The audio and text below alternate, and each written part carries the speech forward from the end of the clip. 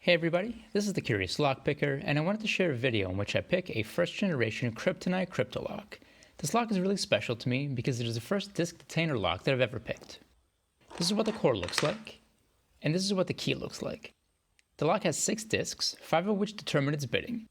The 6th disc, all the way in the back, is zero cut and acts to tension the lock and rotate the core when the correct key is used.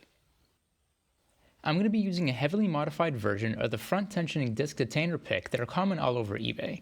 I'm also going to be using the technique that was popularized by the lockpicking lawyer, in which the first disc is set with the tensioning nose once all of the other active discs are set.